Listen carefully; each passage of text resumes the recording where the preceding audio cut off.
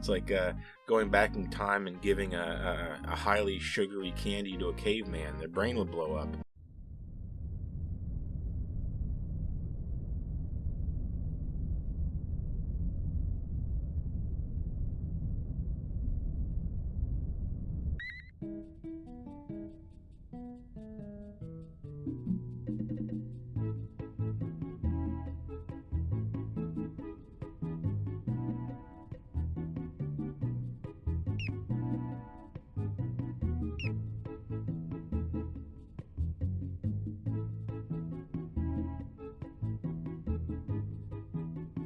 Guess what?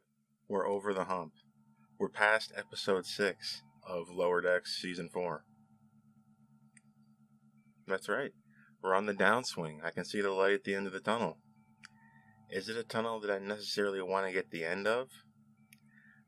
Do I want to stay on board this train and keep going with this adventure? I like an episodic trek, and this one, viewed in that light, isn't that bad.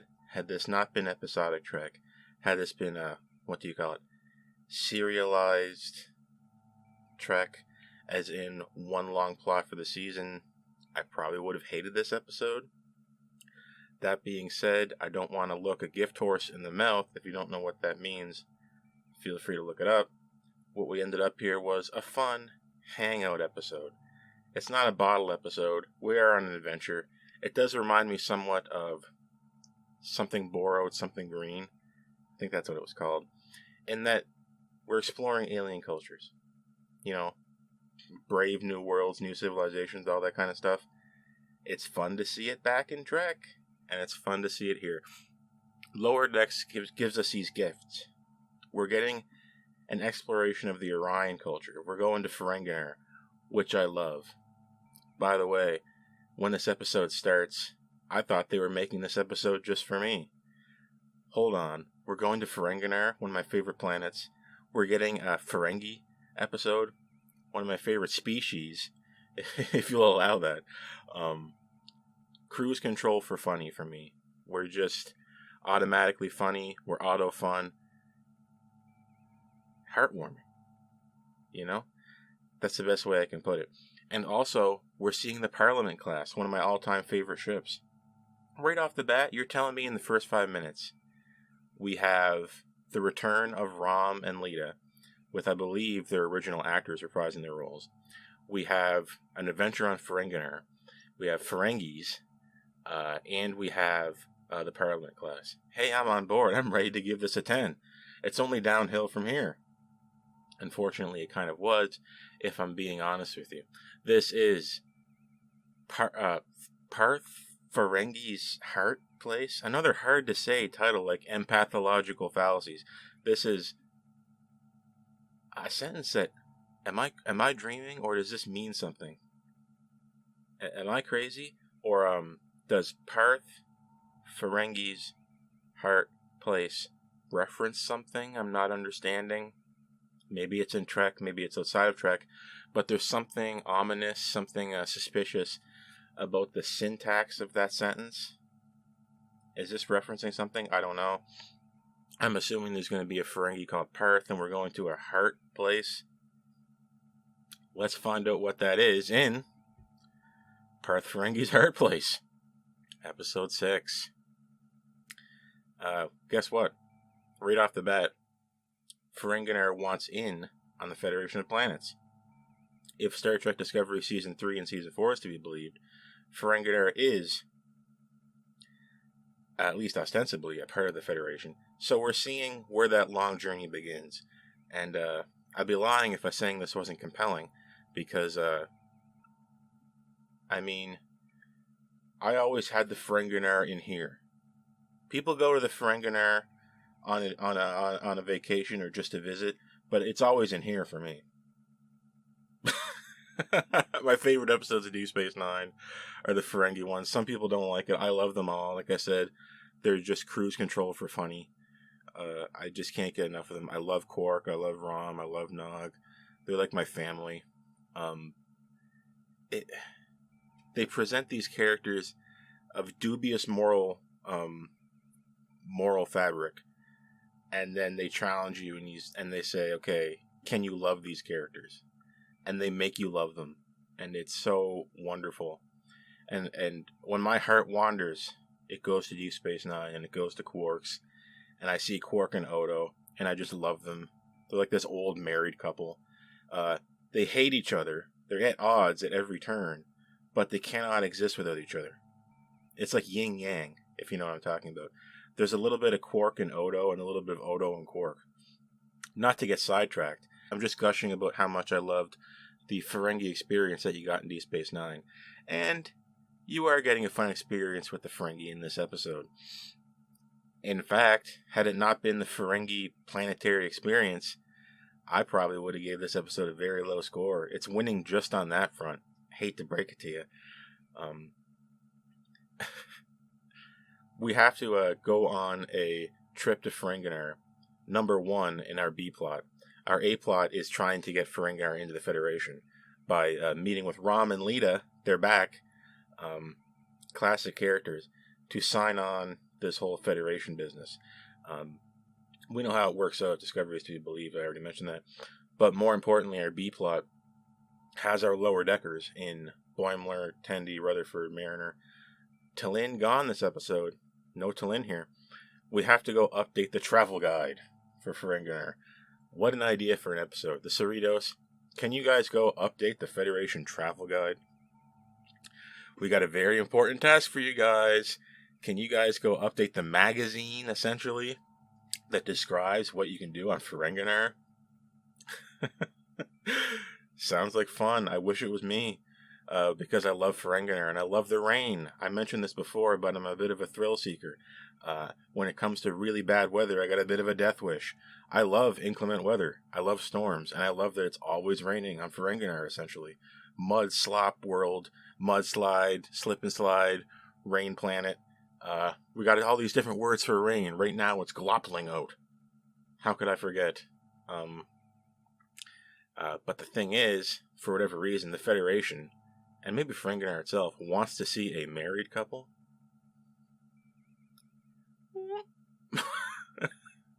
Who are we going to get to be our fake married couple? You know, the Cerritos is forever romantic, but never committing.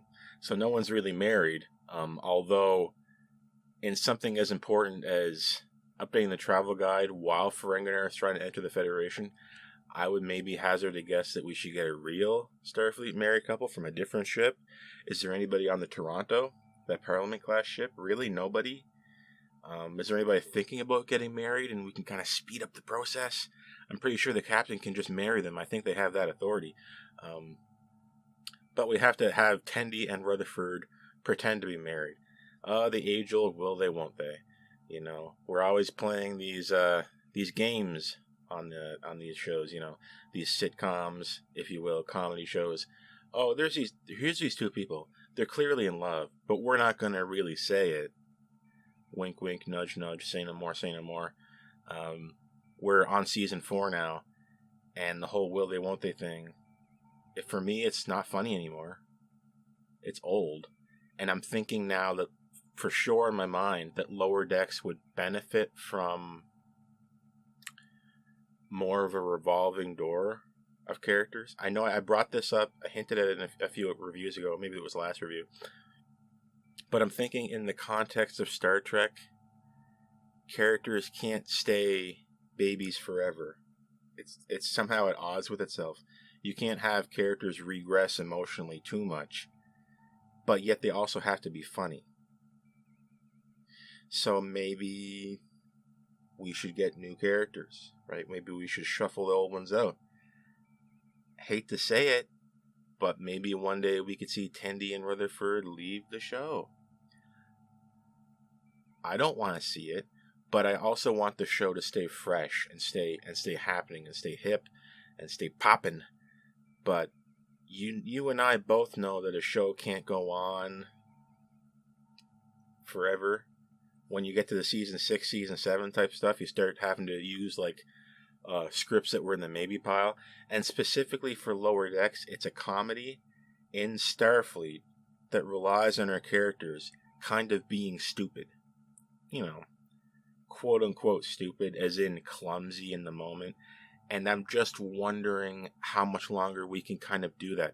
Because we see regression in this episode, and I'll get into that in a moment. I'll clear it up, actually, right now with Mariner.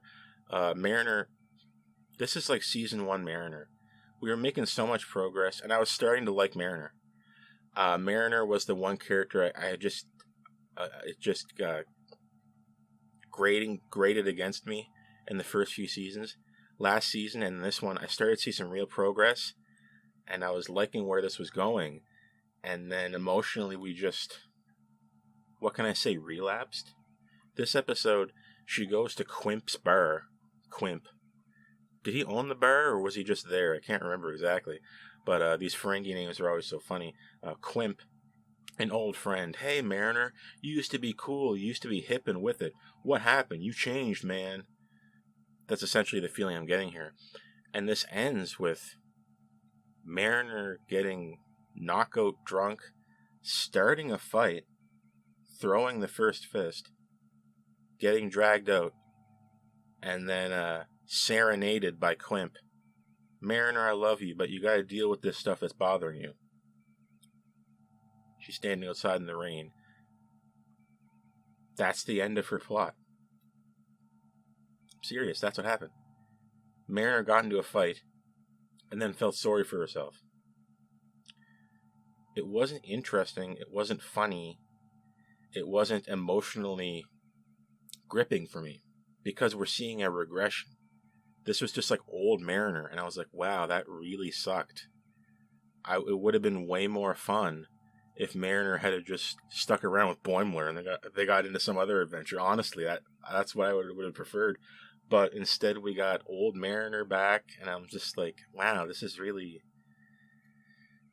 We've really relapsed here, you know.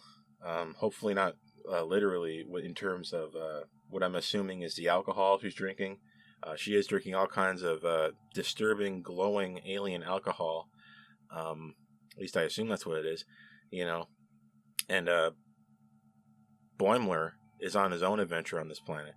He's gung-ho, and he originally created his own itinerary of things to do, only to get sidetracked by being stuck in Loeb's Lodge. Interesting name because it's possessive. Is there a Ferengi whose name is Loeb? You know what that sounds like, right? Like, he doesn't have the lobes for business, like Rom. We say that about Rom, right? He doesn't have the lobes for business. This is true, kind of, in a way, if you know Rom. And, so when your name is Loeb, it's like, was that an intentional joke? The person who owns this lodge, his name is Loeb. Anyway, Boimler ends up in a room only to be assaulted by television. I wouldn't know what that's like. I haven't watched television in years. Wink, wink.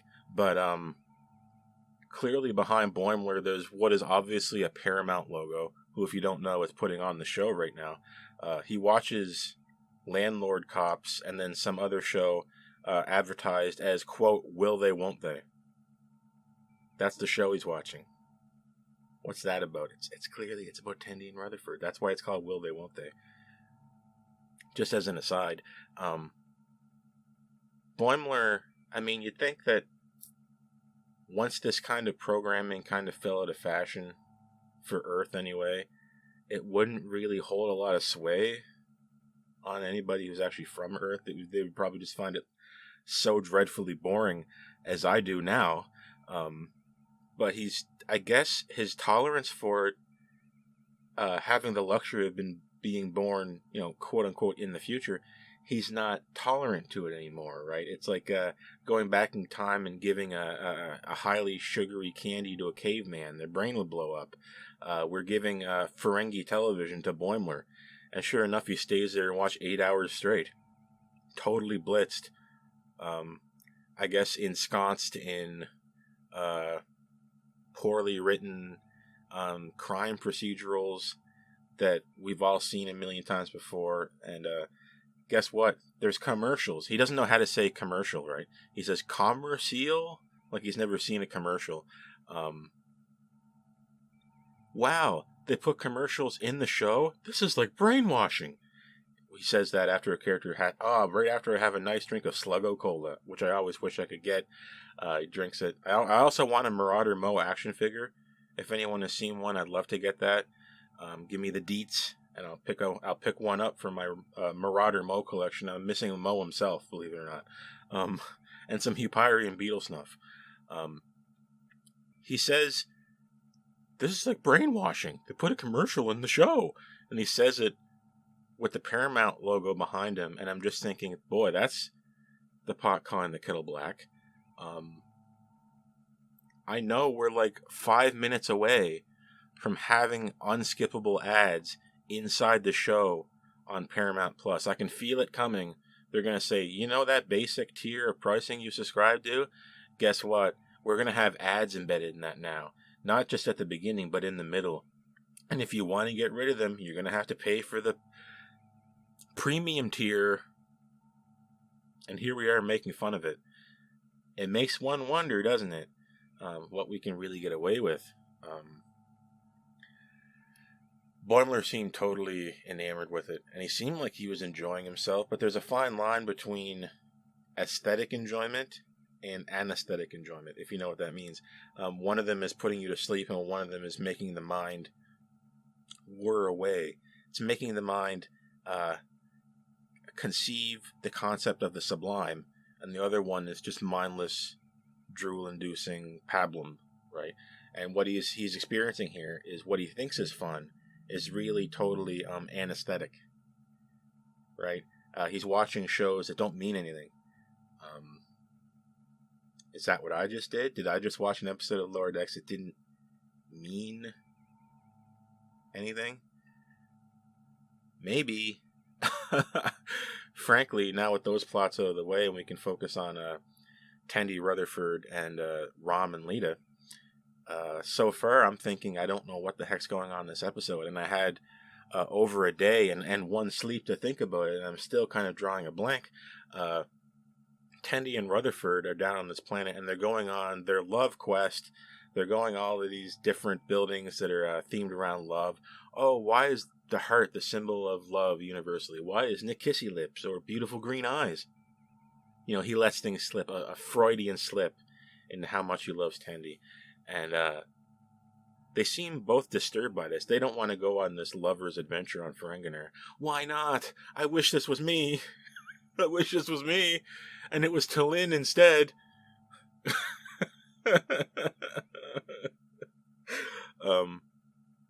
Anyway, we get into increasingly more and more egregious situations that force us to admit our love for each other in public, in Lower Decks fashion, as you'd think.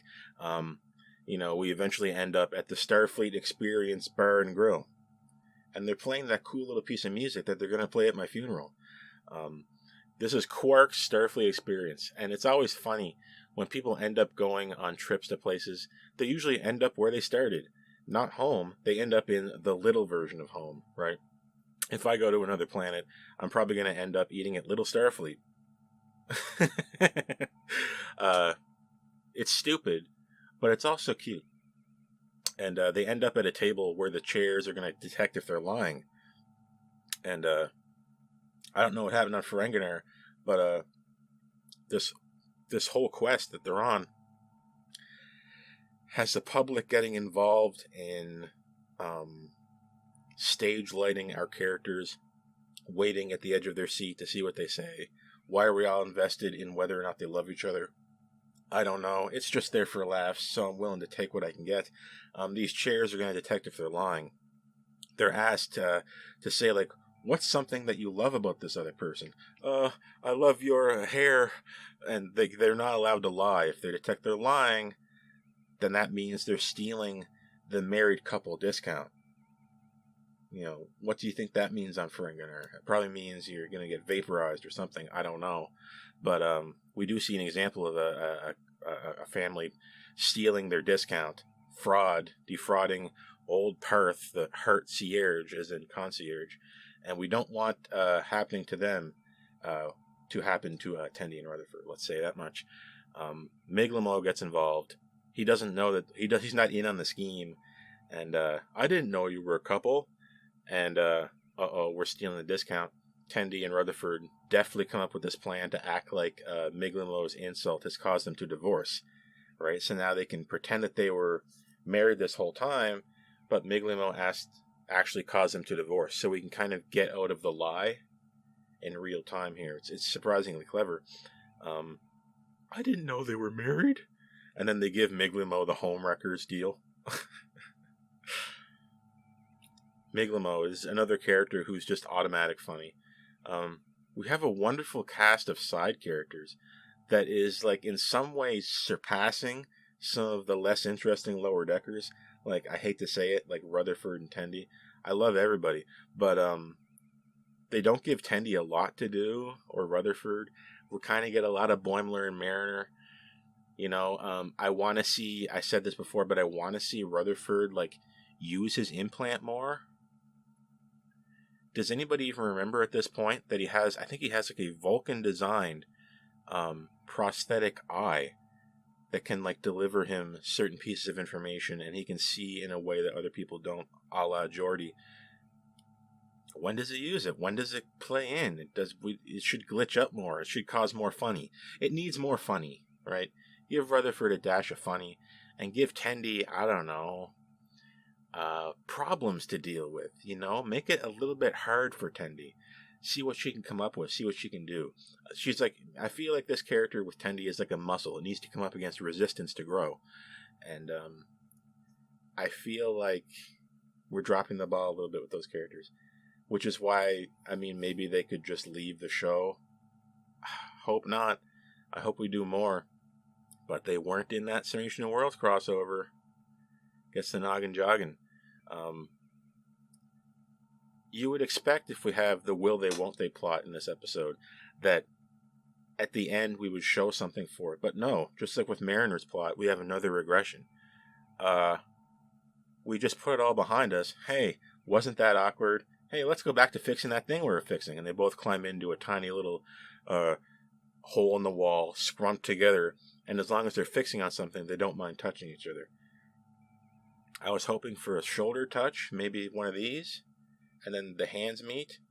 And they say, did you mean those things that you said about my hair, that you like it? And then Rutherford would say, yeah, I meant it. And then they would smile a little bit and then walk off. You know, just something. Just give me something to chew on. We need to go forward a little bit. I think we're on season 4. Let's go forward a little bit. Can we get 1 inch? Maybe. Speaking of not going forward, our plot with that mysterious ship vaporizing or transporting, who knows, various ships in the galaxy has gone absolutely nowhere again. This time, you get to see the ship disappear, a Ferengi ship. Although, you'll note, and I was wondering this, is there a reason why the ship that gets incapacitated, is there a reason why that ship sometimes has something to do with the episode? We saw them destroy an Orion ship, and then that episode was about Orions. We saw them destroy a Ferengi ship, and then that episode was about Ferengi. Does that mean something? I don't know. It's got me intrigued, but I'm about to get off the boat with this plotline here. Episode 7, if that comes around and we don't get some real progress on this, I'm going to be very upset. Unless it's meta. Unless they're doing a rug pull, and in the final episode this season, they're going to blow the lid on it and reveal how a lot of the things in the season were actually caused by that ship. Right? Like, they're going to intentionally make you wait and then dump it on you at the last second. Like, there's a way you can do this. That, okay, I'm willing. If I was wrong and it turns out to actually be compelling that we waited, I'll be willing to overlook this. But as for now, I did want a little bit more to chew on from that mysterious ship plot. I wanted some more. In terms of our Ferengi Federation plotline, you're getting a lot more Freeman here. This is a good Freeman season. We're getting some Freeman wins, and Freeman's the captain, and it's good to see the captain win. Another admiral from Starfleet thinks he has this in the bag. This is going to be the fastest Federation signing you've ever seen. Have you dealt with the Ferengi? Mr. Admiral, sir, you don't seem very knowledgeable on this. Did you just become an admiral by not knowing the ins and outs of dealing with alien cultures? I have no idea. But he gets his shirt ripped right off him, figuratively speaking. He gets fleeced, and the Ferengis, Rom and Leeta, who I love, are twice fleecing the same sheep here, and they're getting this admiral to basically sign away everything, access to all these ships. We're gonna get all this stuff. We're gonna get the back end on holodeck programs. I don't even know if holodecks have a back end.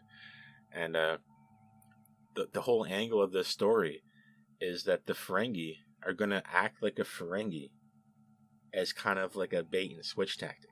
It's kind of interesting. It reminds me of how Cisco confronted Nog when Nog wanted to get into Starfleet, right? They're putting up a false front to knock you off balance. They want to see how you're going to react when I'm at my worst, quote unquote, right? And they want to know, not their enemy, they want to know who's our new partner, right, in Ferengi fashion. And we even get this admiral to dance. And they actually have him, this poor guy, just dancing. He looks totally zombified. He's dancing. He'll do anything to get this win. He needs it so bad. I almost wanted Freeman to just say, I'll give you this one. And pretend that like he did it. However, at the end, Rom and Leeta are just there saying, okay, Freeman takes the reins here. Freeman comes up with a deal, and he says, okay, we'll let you into the Federation. You can have all these things you want under one condition. You have to get another planet into the Federation. We have to have a 2-for-1 deal. I don't know if that's legal. Getting a 2-for-1 deal on your Federation planetary entry. Putting a planet into the Federation is a big deal. It doesn't happen fast. It's not just a one and done thing. But it's kind of a joke anyway, because we see eventually that Freeman had no intention of actually going through with this whole idea. They read the deal. Rom, I love baseball. Yeah, if you don't know Rom, he's going to come off in this like such an idiot. But if you know Rom, right, you know his game. Quark, Rom, Nog, they're a happy family. Some of them don't got the loaves for business, but they got a big heart, right? And I don't think that quite came across with Rom in this episode. We may be portraying a bad Rom, maybe, in this episode. But if you can read into it and you can get the classic Rom out of it, he certainly sounds like Rom because he's played by Rom, as well as Leeta. But the writing sounds like a Rom writing. It sounds like, I love baseball. Why don't you come see my batting cages? Love them. But you would be forgiven for thinking maybe Rom came off a little bit overly silly in this episode, even for Lower Decks. Bringing back a classic character, and they're kind of like, they sound kind of dumb, right? But Rom is far from it. The planet they have to bring into the Federation in order to get all these things that they wanted was Cronus. That's never going to happen. Freeman intentionally wrote in one of the hardest planets to get into the Federation. You might as well be trying to get Romulus right now. Wow. Sorry, Freeman. We misjudged you. It turns out you guys really had the loaves for business. Trying to rip us off like that. You're really respecting our culture. And this whole thing was just a front. They're going to make you an offer that you can't possibly accept. So they want you to do that back. They want to see a show of strength. But not just that. See a show of acceptance of the Ferengi style for doing business. And meeting them where they are and coming to the table. And,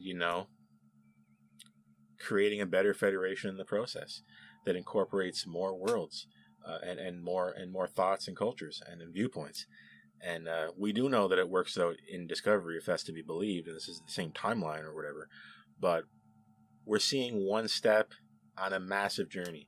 And I will say that's the only real piece of progress we get with this episode. This is like a hangout episode where not much happens. It's funny, haha, but that's the one nugget we got. And frankly, it's not a lot. Like, there's not a lot there. The bust of this admiral that they offered as a greeting gift, you see Freeman throw it in the garbage, and I was just thinking, why? It's cool. It's a little piece of history. It's a little statue thing you got from the Ferengi. Put it up somewhere. Give it to the admiral. I thought that was stupid. But we end off back where we started, working on that messed up looking shuttle of Sequoia. Mariner, were you drunk and got into a fight? I don't want to talk about it. And we have to go back. Somebody please go collect Boimler. He's still glued to that television on Ferengi. Just go limp and don't worry. The Ferengi will come and get you. And they ram in their door, and they got the... I think I saw the cool Ferengi energy whip thing that you almost never see them use, but I thought it was freaking sick when it first showed up. Ferengi got a lot of cool stuff. I like the Decora, the Ferengi Marauder ship. I like their shuttles. I like the planet. I like the way things are designed. I like the whip. I don't know. I played a Ferengi. Last time I played Star Trek Online, I played a Ferengi. But that was a long time ago.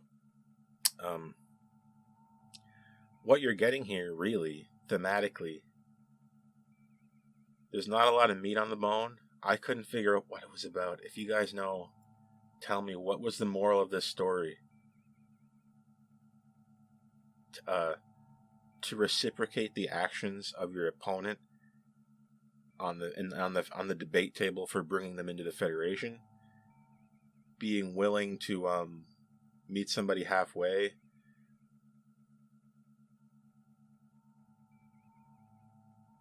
We don't learn anything from the Tendi and Rutherford plot. We don't get anywhere, so there's no real message. We didn't see anything work. We're right back to where we were. And forgive me for thinking that the logical endpoint of this Tendi and Rutherford thing is love. Maybe that's not the logical endpoint of it, but it feels like it's written that way.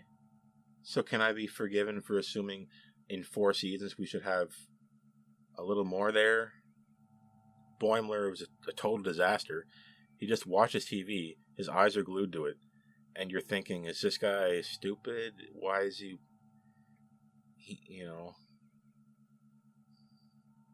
are we really that susceptible to dumb TV programming? Are we saying something about Paramount Plus? So Mariner is a total write-off, as I said. So is Boimler. Tendi and Rutherford, it seems like something's happening. We don't get anything at the end. But I'll admit, their exploration of the Ferengi culture is very compelling and very funny. And I could have watched another 3 hours of that, even if it wasn't really going anywhere. But I'm a little bit biased towards the Ferengi just because I think it's cute.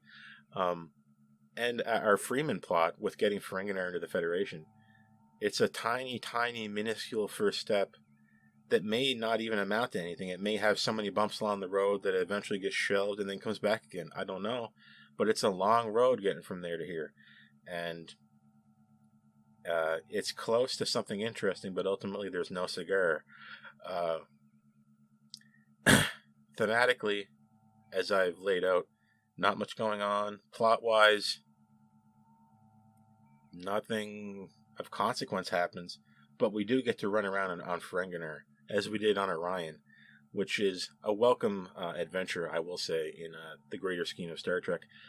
Musically, I thought it was cute what they were presenting on the TV on Ferengi, like the kind of music that was playing, the ambience of the bar, the sounds of Dabo. There was an interesting soundscape, but musically there wasn't much going on. Par for the course for Lower Decks so far. Count me as being spoiled by Picard Season 3, which was a veritable jukebox, as I believe I've mentioned before. Visually, I love it on Ferengi. I love everything presented visually. Animation is on point as usual. Characters look fluid. The lighting on people's bodies, it looks smooth. It looks blurry at the right times and sharp at the right times. We're winning on the animation front. We get to see the U.S.S. Toronto Parliament class. Beautiful. I'm liking what we saw. I didn't really like what we did with the plot. I didn't really learn anything significant on the morality front or any kind of message or any kind of core of what it's about. I didn't really get a lot on that front. Musically, whatever. When I break it down for you objectively, hopefully you can understand why I would give this episode a 3.5. Had it not been for the adventure on Ferengi and not for being able to see the Parliament class, I would probably be a lot harder on this. But I'm just going to have to go with a below average for this season, 3.5. And although it pains me to say it, I think Season 2 was like the high watermark so far for this season. I love Season 2. Season 3 is a little bit worse. Season 4, we're on Episode 6 now, and I'm thinking they did the opposite here. Usually with Lower Decks, they were putting the weaker episodes at the beginning. Hopefully that's not true here. Hopefully it's not just going to get worse. Hopefully we're just getting a dip in the middle, because I'm thinking this season was a lot better in the first few episodes, and now we're kind of just getting the maybe scripts. We're in the maybe pile now. I don't know. This episode leans heavily into its Ferengi plot, and that's kind of what's saving it for me. But if you hate that stuff, and it does nothing for you, I'm not sure what you're going to get out of this episode. I didn't find it extremely funny. That's so subjective, though, and you could think something totally different. Who knows? Maybe you think this one's a 10. I don't know. But this doesn't feel like one I'm really going to come back to. This is more like one where I might just watch some clips of here and there. That's Parth, Ferengi's heart place. I'm Lieutenant Mark, and I'm going to see you next time I see you. So long.